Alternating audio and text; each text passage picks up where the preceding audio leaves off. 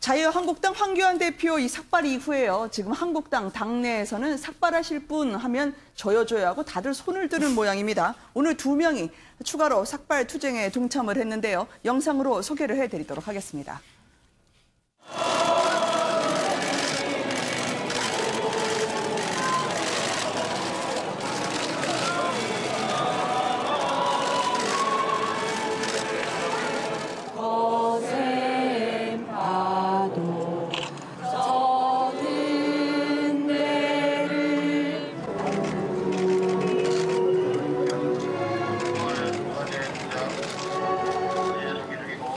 자신들의 전유물로 삼아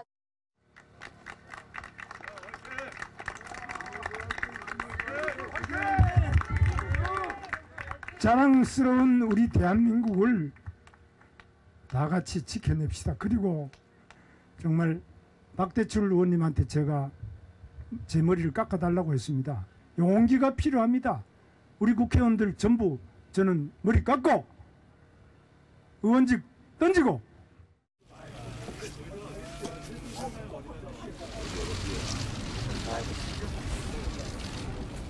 물은 좀 마시나요? 물 좀 마시고. 다른 것을 안 드시고.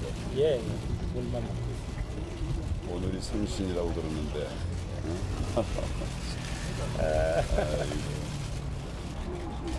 저를 포함해서 당이 총력을 기울여서 먼저 조국을 내려드리고 또 문정권 사과받아내고 국민들이 심판하실 수 있도록 힘을 모으겠습니다.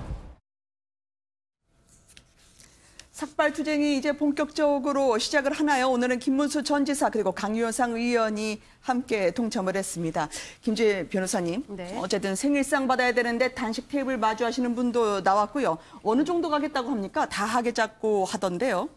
그러니까 지금 11일 날 먼저 이현주 의원이 먼저 했죠. 그다음에 16일 날 그 황교안 대표, 그다음에 17일 날 김문수 전 지사와 그다음에 강효상 의원이 했습니다. 이제 그러면 과연 그 다음 주자는 누가 될까 굉장히 좀 기대되는 상황인데, 근데 이제 이들이 한 삭발식을 거행한 장소도 굉장히 조금 특이한 것 같습니다. 네. 뭐 황교안 대표라든지 김문수 전 지사 같은 경우는 청와대에서 했는데 강효상 의원 같은 경우는 동대구역에서 했다. 네.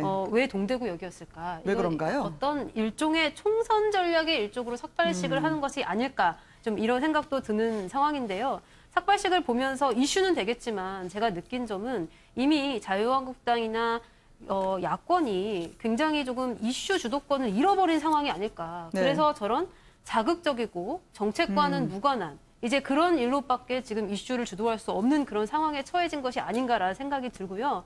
그러면 왜 조국 장관 임명 전에 조금 더 철저하게 청문회를 준비하고 조금 더 철저하게 이슈를 파헤치고 그다음에 야당이 스스로 이슈를 주도해서 그 장관 임명을 막아내지 못했는지. 네. 그래서 뒤늦게 지금 임명된 장관을 두고 저렇게 삭발식을 거행하면서 파면하라 이렇게 외치는 것이 지금 과연 옳은 민주적 절차인지에 대해서 좀 고민해봐야 될 시점이 아닌가 싶습니다. 네, 저렇게 머리가 밀리도록 강력하게 삭발을 해주고 계신 분은 전에 한번 삭발을 해보신 분인 박대출 의원이죠. 저 주제로 나온 이유가 뭘까요? 먼저 장혜찬 평론가님께 여쭤볼까요? 뭐 우선 계속해서 삭발을 하는 것들의 파급력은 점점 네. 떨어질 수밖에 없습니다. 저는 황교안 대표, 제1야당 대표 헌정사상 처음으로의 삭발이 이 삭발 투쟁의 정점이었다고 보고요. 네. 이후에 의원들이 릴레이 삭발을 한다 해도 국민의 관심이 어제처럼 뜨겁지는 않겠죠. 그러나 우선은 황교안 대표의 삭발을 통해서 보수 진영을 결집시키고 좀 국민들 사이에서 야당이 이렇게 싸우려고 하는구나. 분위기를 한번 환기시킨 효과는 저는 충분했다고 보고, 그러나 지속적인 삭발로 끝날 게 아니라 삭발로 관심을 끌었다면 이제부터는 황교안 대표가 기득권을 내려놓는 움직임을 보여줘야 된다. 네. 예를 들면 바른미래당의 유승민 대표도 찾아가고 무소속의 원희룡 지사도 만나고 이런 식으로 반조국 연대를 제대로 꾸린다면 네. 이 삭발이 삭발에서 끝나는 것이 아니라 네. 훨씬 더 큰 파급력을 가진 정치 행위로 저는 불을 퍼뜨릴 수 있는 그런 작은 불꽃 하나는 키우는데 이 삭발의 의의가 어느 정도는 있었다고 봅니다. 네, 패스트트랙 최전선에 섰던 박대출 의원이 오늘 직접 저렇게 면도기를 들은 이유가 궁금해서요. 사실 뭐 박대출 의원은 김문수 지사가 요청해서 그랬을 것이다. 저는 그 그래요? 정도 이상의 의미는 없을 것이다 보는데 투쟁의 방식에 있어서 이것 한번 고려했으면 좋겠는 게 이게 탄핵 때처럼 국정농단 때처럼 전방위적인 투쟁이 되려고 한다면 여러 사람이 동참할 수 있는 형태가 되어야 되는 것이고 그리고 메시지가 미래지향적인 것이 조금이라도 들어있어야 됩니다. 근데 네. 지금 보면은 삭발식이라는 것은 점에 가까운 행동이에요. 뭐냐면 한 번 딱 하고 나면 사진 남고 그다음에 뭐가 지속되는 효과는 거의 없습니다. 네. 이학제휴는 단식을 하고 있죠. 단식은 계속 쭉 이어지기 때문에 선에 가까운 효과인데 요건 문제가 뭐냐면 황교안 대표가 선택할 수 없었던 것이 단식은 시작하고 나가지고 사람들이 관심을 가지기 시작하는 시점이 한 열흘 지나서 이제 좀 힘들겠구나 할 때부터 관심을 가집니다. 그 지금 시기상하기 어려웠던 게 있고 제가 점선 면이라도 면에 해당하는 게 되려면은 무엇을 향해 싸우는지를 명확하게 전달할 수 있어야 되는데 지금 이 점선 단계에서의 투쟁은 보여주는 것이 우리 조국 진짜 싫어하고 문재인 진짜 싫어합니다. 이거 이상으로의 메시지가 나오기 힘들어요. 전 그래서 이럴 때 보통 나오는 게 뭐냐면은 과거 국정농단 때 보면 이재명 지사가 그런 투쟁곡을 잘 만들어냈던 게 뭐냐면은 아무도 탄핵이란 말을 입에 꺼내기 주저했을 때 탄핵이다 이렇게 나가면서 박력 있게 나갔던 것처럼 지금은 그렇다면은 약간은 정책적인 메시지라든지 뭔가를 담을 필요가 있는 것이 지금 공정사회에 대한 담론이 올라오고 있는데 네. 황교안 대표가 물론 저렇게 주목받는 건 좋지만 대선 주자라면은 담론을 내놓을 수 있어야 돼요. 예를 들어 이번에 입시제도나 이런 거에 대해서 국민들이 많이 실망했는데 네. 저희가 연구해 보니까 뭐 국립대는 정시를 거의 다 100%로 하고 뭐 장학금도 소득 상위 30%는 성적 자금 말고 못 받게 하고 뭐 여러 가지 네. 제한할 수 있는 게 대선 주자의 위치고 당대표의 위치거든요. 근데 그게 관계없이 지금 점에 해당하는 행동으로 지금 이제 첫 스타트를 끄는 거 그리고 그 뒤 후속 조치가 없다면은 저는 굉장히 이게 장기화되기 어려울 것이다 이런 네. 생각하기 때문에 지금이라도 야권의 대선 주자들이나 지도자급 인물들은 그 메시지를 고민해야 된다 이렇게 생각합니다. 아, 그러니까 삭발 다음이 뭔지 모르겠다. 전략이 보이지 않는다는 말씀이었던 것 같은데요. 네. 이 물방울로 유명한 박대출 의원에 따르면 이게 또 강물이 되고 그다음에 바다로 합류할 것처럼 얘기하던데 강물은 또 바다에 흐물흐물 있는 듯 없는 듯 섞여 들어가잖아요. 황교안 대표 같은 경우에는 대내용일지 대외용일지 즉 당내 인사들에게 주는 메시지일지 궁금합니다. 장경태 위원장님 어떻게 보세요? 어찌되었건 삭발은 빨갱이 나는 것이라고 말했던 공항검사님이 저렇게 삭발을 하셨는데요. 사실 저 전략 자체가 이미 그 조국 인사청문회 이 과정은 원내 전략의 실패거든요. 그런데 왜 다른 사람이 자꾸 책임을 지는지 모르겠습니다. 소위 책임은 국회법을 어겨서 59명의 자유한국당 국회의원들을 모두 사지로 내몬 소위 쇳바루를 들었던 나경원 원내대표거든요. 근데 갑자기 다른 분들이 지금 책임을 지고 계셔서 너무 안타깝다는 생각을 하고요. 소위 조국 장관이 뭐 피의자가 돼서 오늘도 국회 일정을 조국 장관께서 이제 수행을 하셨지만 안 만나셨단 말이에요. 그러면 59명도 피의자 조사를 받아야 되는데 그럼 그 피의자들이 지금 국회에 버젓이 있는 상황이기 때문에 이 부분이 좀 더 우려가 되고요. 오히려 저는 하나 팁을 좀 드리고 싶어요. 그러니까 네. 소위 자유한국당이 지금 이준석 최고가 얘기했듯이 면 전략, 박대출 의원의 바다 전략이라고 한다면 2014년 민주당도 안철수 의원이 이렇게 당시 의원이 들어올 때 5대5로 사실 세력 조직은 9대 1밖에 안 됐지만 5대5로 나누어서 어떤 대칭을 이루거든요. 그런 과정에 예를 들면 유승민 대표와 뭐 황교안 대표를 공동대표로 모셔서 당대당 통합 이룬다든가 이런 기득권을 내리는 모습들도 보여줘야 되는데 전혀 그런 것 없이 지금 릴레이 삭발만 하고 있다는 것은 정말 말씀하셨듯이 점 전략이 아닌가 이런 생각이 듭니다. 언제부터 보수 대통합 문제였어요? 네. 제안을 드리는 자, 그러니까 자유한국당 같은 경우에는 공정과 정의를 본인들이 가져오겠다라고 이야기를 하죠. 그렇지만 삭발 이후의 전략, 과연 총선에까지 먹힐 수 있는가를 저희가 한번 짚어보고 있는데요. 더더군다나 이제 민주당 같은 경우에는요, 이제 청와대에서 나온 분들이라 하더라도 다 내려놓자라면서 100일 하는 총선 전략을 짜는 것 같습니다. 어느 정도나 진전이 돼가고 있는 건가요? 뭐 일단 인재영입 과정에서 어찌됐건 뭐 양정철 원장님과 백원우 부원장님이 지금 불출마 이야기를 하셨는데요. 네. 어쨌든 인재영입 과정은 당대표께서 하시고 있고 두루 지금 의견을 청취 중입니다. 그래서 뭐 사실 총선 전략이 지금 나오긴 어려울 것 같고 오히려 지금 민생을 챙기고 일본의 경제 침략에 대해서 지금 국정운영과 당정협의를 지금 철저히 하고 있거든요. 그거 하느라 지금 바빠 죽겠는데 사실 총선 전략 할 핵심이라는 수는 양정철, 없습니다. 백원우 전 비서관 다 총선에 나가지 않겠다고 했다면서요. 아무래도 이제 출신에 대한 특혜가 없다 이 말씀 자체가 뭐 예를 들면 당대표가 사용할 수 있는 20%의 전략 공천 권한을 행사하지 않겠다 이렇게 보여지고요. 안 다만 나가겠다는 건 아니고. 두 분의 의사는 아직 저도 네. 뭐 확인된 바는 없습니다. 네, 근데 아마 안 나가실 것으로 예상은 되네요. 근데 제가 봤을 때 만약 양정철 원장이나 백원우 부원장이 불출마 의사를 확고히 하게 된다면 네.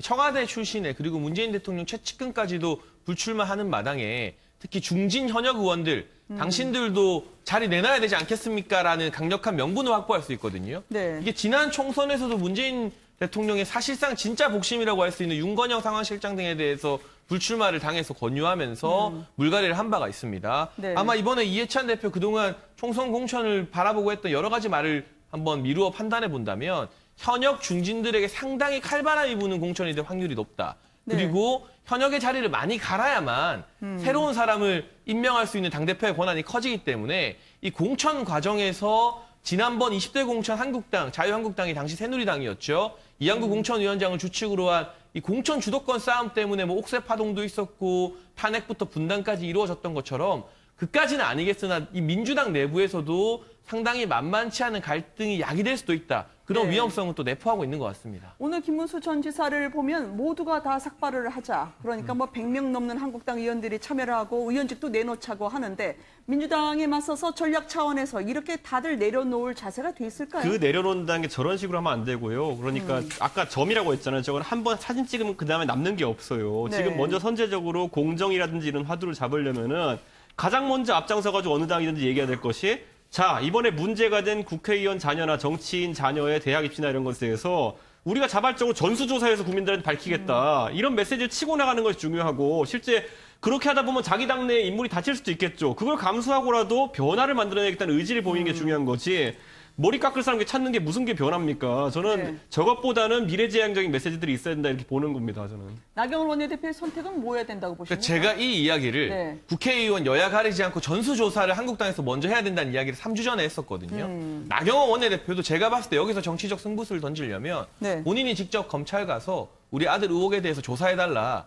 내가 직접 의뢰하면 됩니다. 그럼 네. 국민들이 다르게 보겠죠. 지금 언론 인터뷰를 통해서 해명을 해봤자 자꾸 의혹만 커질 뿐이다라면서 소극적으로 대응하지 말고 저희가 여러 가지 언론을 통해 확인한 경로를 통해서 보면 이 아들의 고등학교 성적이 굉장히 우수했다고 알려지거든요. 네. 뭐 수학 전교 1등이었다 이거 확인된 사실이고 본인이 떳떳하다면 직접 나가서 검찰에 수사를 의뢰하고 나뿐만 아니라 우리 당 원내 의원 중에 자녀 입시부 의혹이 있는 사람이 있다면 다음 공천에서 배제해버리겠다 이렇게 선언을 할 때 네. 이런 모습을 보일 때 민주당과 차별화가 되면서 한국당이 지금 붕 떠다니는 무당층 민심을 잡을 수 있는 그러한 기회가 되지 않을까 싶습니다. 장관으로 인정을 하고 있지 않다라고 해서요. 오늘 국회로 인사차 온 조국 장관을 한국당 그리고 야당은 만나주지 않던데요. 이걸 어떻게 봐야 됩니까? 김재희 변호사님.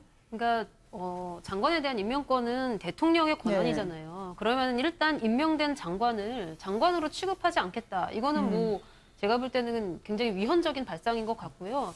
다만 조국 장관에게 어떤 논란이 있고 의혹이 있다면 만약에 그것이 사실로 밝혀졌을 때 정치적 부담은 대통령이 지는 것이죠. 근데 그거를 대통령께서 일단은 의혹에 불과하고 실질적으로 입증되는 어떤 범죄 혐의는 없다라고 그렇게 결론을 내리셔서 임명을 했다고 하면 네. 일단은 이 법무부, 정부 부처가 제대로 잘 돌아갈 수 있도록 국회에도 같이 협조를 해서 할 일은 해야 되는 이제 그런 시스템이 있는데 우리나라 정치 문화는 일단은 네네. 마음에 안 들면 무조건 다 마비를 시키고 보는 그런 습관이 아직 남아 있는 것 같습니다. 이제 그 점이 조금 유감스럽고 네. 어쨌든 이 부분에 대해서 자유한국당도 이제 어떤 식의 태도를 견지하는 것이 합리적이고 공정하고 그리고 네. 또 굉장히 품위 있는 품격 있는 보수의 모습인지를 좀 고민해봐야 네. 되지 않을까 싶습니다. 그러니까 전쟁을 해야 될 분들이 전투를 하고 있다라는 말씀을 해주셨는데요. 조국 법무부 장관은 심기가 요즘 어떨까요? 결국 오촌 조카가 구속이 됐죠. 딸은 비공개로 검찰에 불려간 것으로 전해지고 있습니다. 오늘 국회로 나왔는데요. 이해찬 대표를 만났습니다. 얼굴 표정을 잠깐 한 번 더 보시죠. 함께 보시겠습니다.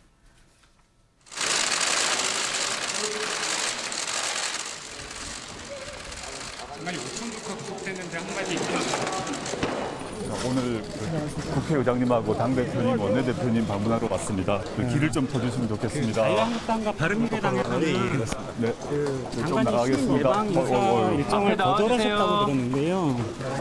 장관님께서는 좀 장관 생각입니다. 오늘 조국 장관 오시는데 혹시 만나는 연락이나 저희는 인정하지 않기 때문에 만날 수 없다는 말씀을 드립니다. 네.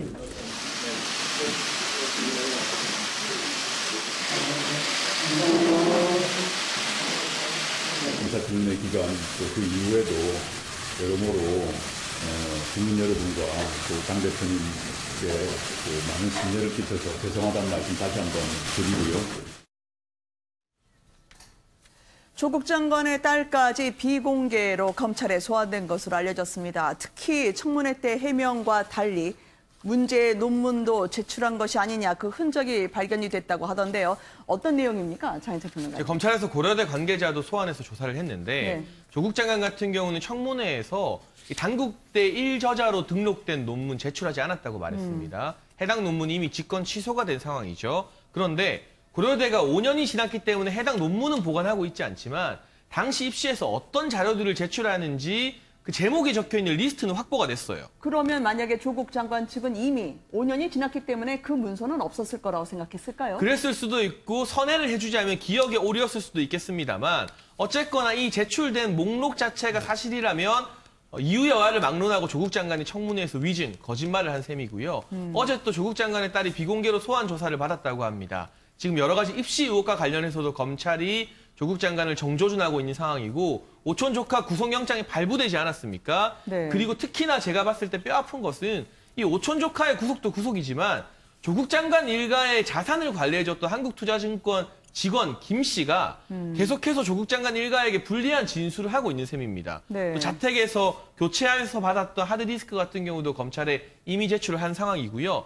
여러모로 지금 조국 장관 심기가 불편할 수밖에 없는 게 오늘 국회 예방 일정에서도 어두운 안색에서 드러났던 것 같습니다. 네, 특이한 상황이 계속 벌어지고 있습니다. 이 검찰에 들어갔다 나오신 분들이 계속 진술을 하기 때문에 더더욱 그런 것 같은데요. 김재희 변호사님, 확인은 되지 않았습니다만 딸이 소환됐을 당시에 비슷한 씨가 고려대 관계자를 불러들여서 상호 질문과 그리고 답변을 크로스체크한 것으로 전해지고 있습니다. 더더군다나요, 부인 정경심 교수 같은 경우에는 자신의 자산을 관리해준 사람이 계속 뭔가 배신을 하는 듯한 발언을 한다고 불쾌했던 것 같더라고요. 네, 그러니까 그 한국투자증권 직원에게 텔레그램으로 항의를 했다고 하죠. 네가 어떻게 이럴 수 있냐라는 그런 부분인데 이제 장관의 아내로서는 이제 굉장히 조금 언행을 조심했어야 하는데 그러지 못했던 것은 아닌가라는 생각이 들고 이것이 뭐 어떻게 보면은 검찰에 가서 수사를 받는 이 직원에게 굉장한 좀 위협이 될 수도 있는 그런 발언이어서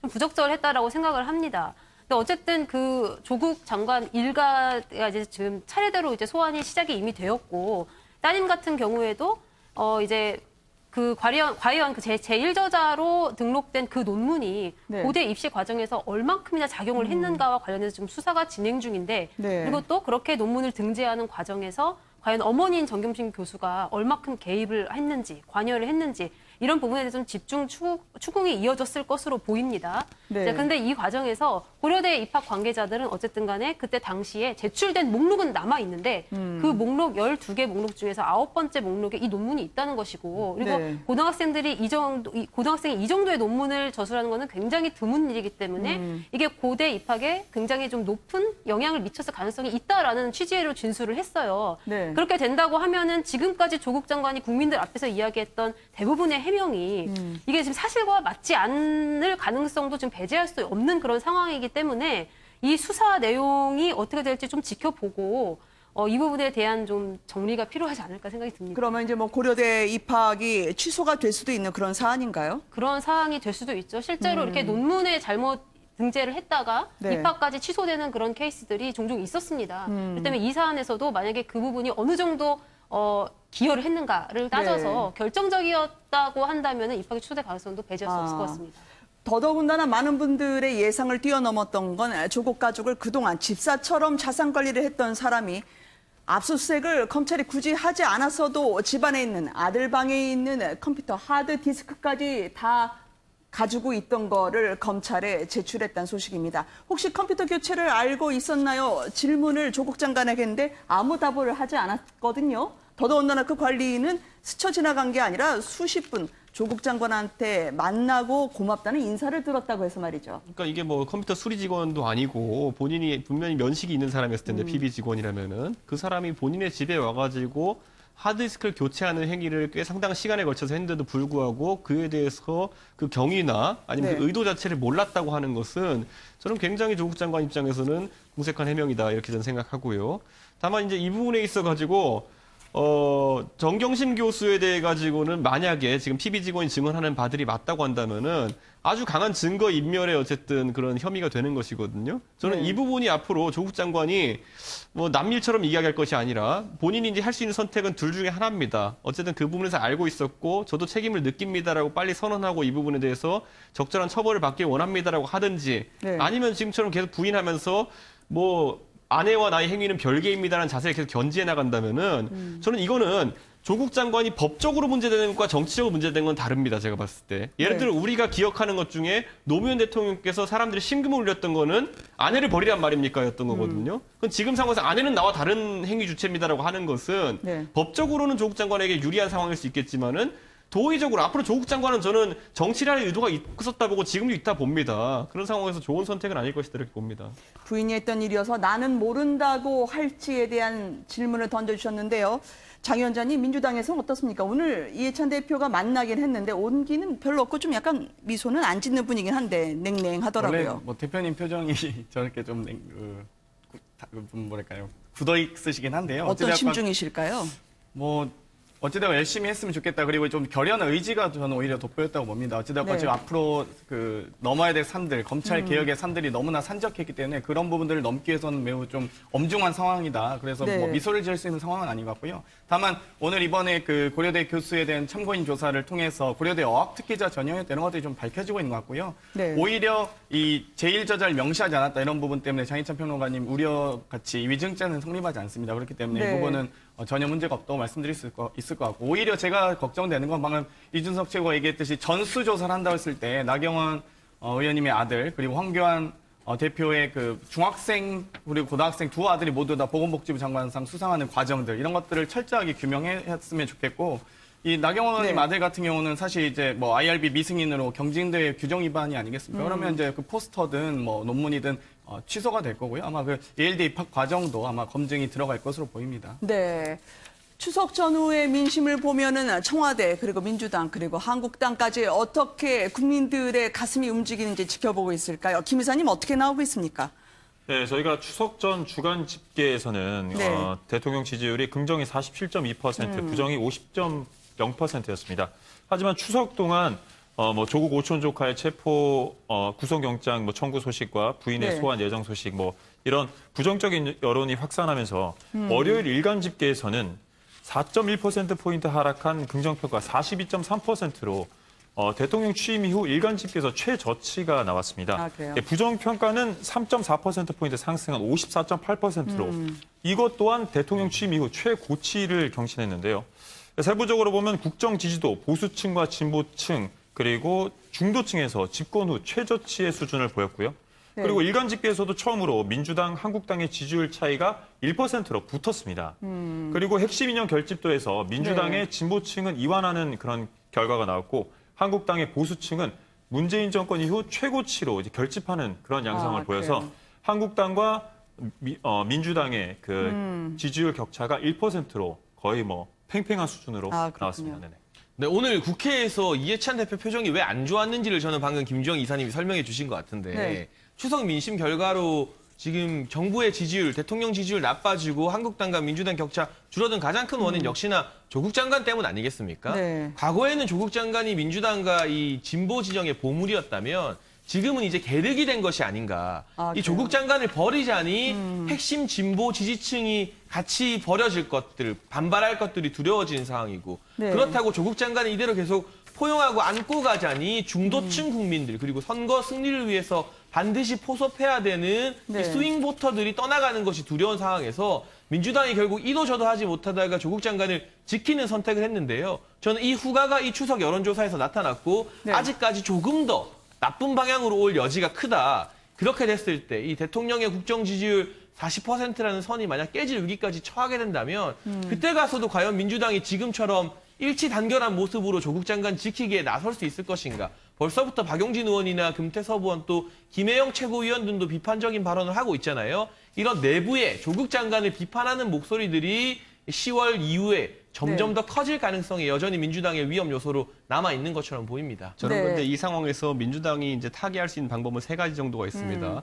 이제 어쨌든 사모펀드 관련 의혹에서 기소가 이루어질 때 네. 그때 어떤 대통령께서 인사 결단 내리실 수도 있고요. 그게 아니라면은 해임 결의안, 야당이 추진하는 해임 결의안이 만약에 상정되게 되면은 제 생각에 아까 장해찬 평론가가 말한 이유 등으로 인해서 무기명 투표거든요. 네. 민주당 의원들 상당수 찬성표를 던질 수 있다 봅니다. 해임에. 그래서 그렇게 해서 결론이 날 수도 있고요. 저는 이 상황이 만약에 장기화되면은 세 번째로는 1심 판결까지 기다려보자라는 악수를 꺼내들 수도 있습니다. 근데 이게 가능성이 없는 게 아닌 게 김경수 지사 때 그 판을 꺼냈다가 네. 그 꽃배기로 망했죠. 그러니까 저는 이거 지금 말씀드리고 싶은 게 이 1, 2, 3의 안 중에서 상중 하책이 있다고 한다면은 저는 민주당 내에서도 아까 이해찬 대표의 어두운 얼굴이라면은 그 셋 중에 골라야 하는 고육지책 속에서 나온 표정이 아닐까 이런 생각을 합니다. 투자 많이 하시는 위원님 얘기로 하면 손절매를 하라라는 그런 이야기인 것 그래야죠. 같은데요. 예. 일단 이 조국 장관에 대해서 결국 검찰 수사는 정점으로 치닫고 있습니다. 부인 소환도 결국 일자를 잡는 초읽기에 들어갔는데요. 이와 관련해서 박지원 의원이 그의 미래가 불안하다라고 하면서 총선 대선까지 짚었습니다. 잠깐 들어보시도록 하겠습니다. 지금 현재는 이제 가족들이 관계돼 있고 네.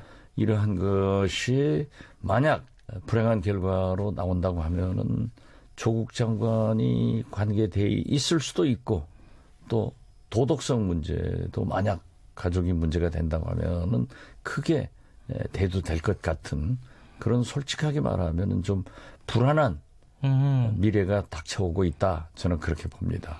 그런데 정치는 인지도가 굉장히 중요한 거예요. 예. 인지도가 우선 사람을 알아야 비판도 지지도 하는데 이게 참 문제가 되는 거죠. 문재인 대통령이나 당에서 조율을 했는지 안 했는지는 모르겠어요. 예. 그렇지만은 아직도 조국 장관을 법무부 장관으로 야당에게 구실을 주는 것보다는 개혁만 되면은 지금 얼마 안 남았어요. 예. 표결할 날이 되면은 민주당에서는 부산 알겠습니다. 국회의원 출마시켜서 대통령 후보도 생각하고 있다. 3등 났잖아요. 대선까지 갈 수 있는 분, 그런데 이제 자신을 수사하고 있는 서울중앙지검을 돌면서 검사들과 만나겠다고 하죠. 검찰은 과연 어떻게 느낄까요? 검찰은 어떤 칼을 준비하고 있을지, 그런데 이게 실수인지 아니면 실수를 가장해서 흘린 건지 조국 장관이 피의자인 듯한 그런 것을 흘리는 듯한 흔적이 발견이 됐습니다. 김재희 변호사님 어떤 건가요? 그러니까 검찰이 법원에 영장을 청구할 때요. 서류 제출과 함께 이 킥시 시스템에다가 영장 청구서를 전자로 등록을 합니다. 네. 그런데 이제 여기에 영장 청구할 때 내부 전자 서류상 조 씨의 죄명에 공직자윤리법 위반이 들어가 있었던 겁니다. 근데 사실 조 씨는 공직자윤리법 위반의 행위 주체가 될 수가 없죠. 네. 근데 이제 검찰이 수사 기록을 보다가 여기에 잘못 입력했다라는 것이 지금 해명인데 그렇게 치자면 이미 지금 조국 장관도 피해자로 두고 공직자윤리법 위반에 대한 수사를 하겠다라는 네. 그런 부분까지는 내부에서 좀 돌고 있는 것 아니냐라는 것을 네. 우리가 추측해 볼 수 있게 하는데 이것이 과연 뭐 검찰이 고의적으로 그렇게 입력을 잘못한 것인지 아니면은 실수로 이렇게 된 것인지 뭐 굉장히 논란이 뜨거운 상황입니다. 네. 조국 장관이 말씀드렸던 것처럼 검사와의 이제 대화에 나서겠다, 일선 검사들 만나겠다고 하는데요. 장 위원장님 어떻게 보세요? 과거에 고 노무현 대통령이 검사들과 만났을 때 그 검사와의 대화 참여하셨던 분들이 상당히 된소리를 맞았는데 자기 생사 여탈권 쥐고 있는 장관과 이야기할 분들이 꽤 있을지 혹은 수사에 대한 압박처럼 느껴지지는 않을까요?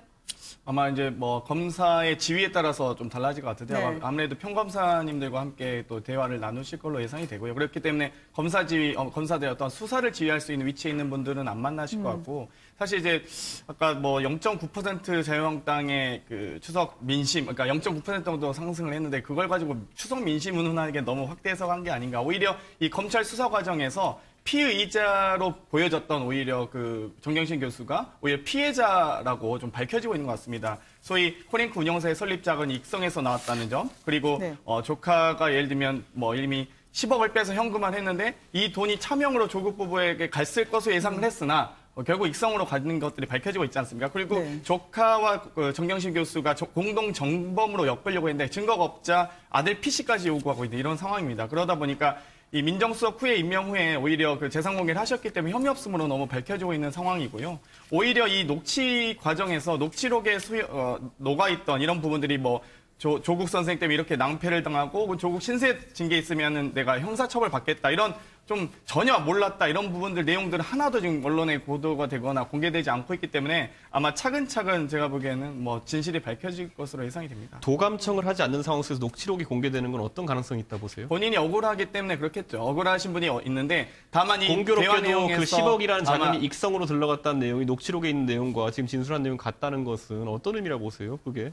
자발적으로 제출한 건 생각 안 드세요? 수사 녹취록을? 내용까지 저희가 녹취록을 자발적으로 제출했다는 생각 안 드세요? 제가 보기엔 면피용으로 한 것 같은데 어찌되건 그런 거죠. 면피용으로 얘기해서 우리 아빠 거예요. 뭐 예를 들면 그럴 수 있죠. 그 조카도 뭐 우리 삼촌 장관이야, 혹은 우리 삼촌 뭐야 그러니까 이렇게 말할 수 있는 거죠. 다시 정리해 주시면은 지금 면피용으로 그들이 만든 논리를 지금 민주당의 청년위원장이 다시 읊어준 거예요, 방송에서. 분이 아마 제가 보기에는 검찰 수사를 통해서 분명히 이분이 아마 사실 소위 당숙의 돈을 떼먹은 거 아니겠습니까? 잘 아시겠지만. 저 두 분의 세상에 어떤 사기꾼이 검찰의 수사를 지켜보는 사기칠 사람이 없어 대한민국 민정수석한테 사기치겠다고 작정합니까? 근데 제가 변호사로서 아주 짧게만 개입을 하자면 지금 PC를 찾고 있잖아요. 그렇죠. 하드디스크를. 근데 그 이유는 사실은 사모펀드에 들어간 그 10억이 과연 누구에게 결과적으로 기속되느냐가 중요한 것이 아니라요. 그 사모펀드 코링크가 주가 조작을 했기 때문에요. 그 주식을 보유하고 있었을 가능성에 대해서 지금 수사를 하고 있는 겁니다. 네, 그렇게 되면은 그 주식의 등락폭과 함께 이득을 취할 수 있는 것인데 이 부분까지 수사를 해야지만 결과적으로 모든 것이 밝혀질 것이다라는 그게 조국 말씀드립니다. 장관 부인의 자본시장법 위반까지 들춰볼 수 있는 부분이죠. 자, 장찬 평론가님 기다리셔서 한 말씀 드릴게요. 네, 저 되게 오래 기다렸는데요. 기본적으로 정경심 교수의 혐의에 대한 생각은 많이 다르겠지만 수사를 통해서 밝혀질 거라고 믿고 있고 문제는 조국 장관이 지금 검찰개혁안을 발표하면서 본인의 가족 수사를 검찰개혁으로 덮으려는 시도를 계속하고 있잖아요. 전국 검사들과의 만남도 그 일환이라고 보는데 이미 시도했던 피의사실 공표 축소나 검찰의 직접 수사 축소는 저는 오히려 역풍을 불러일으켰다고 봅니다. 이게 검찰개혁이 아니라 가족 수사 방해하고 막기 위한 것이 아니냐는 역풍을 일으켰던 것 같고 전국 검사와의 대화도 고 노무현 전 대통령처럼 이 검사들과 진검승부를 벌이는 그림 안 펼쳐질 겁니다. 아마도 젊은 평검사, 지방검사, 그리고 형사와 공안부 검사 위주로 만나서 지금 특수부 체제의 윤석열 총장 체제에 대한 불만을 이야기를 들을 것이고 검찰개혁에 대한 명분을 아마 이 평검사들과의 대화를 통해서 쌓으려고 할 것이기 때문에 국민들 입장에서는 상당히 밋밋한 대화가 될 것이다. 조국 장관이 뭔가 검찰개혁을 시도할 때마다 아직까지는 가족 수사가 진행 중이라 그 개혁 시도가 전부 다 장관 본인과 가족들에게 역풍이 되는 그런 결과를 초래할 가능성이 높습니다.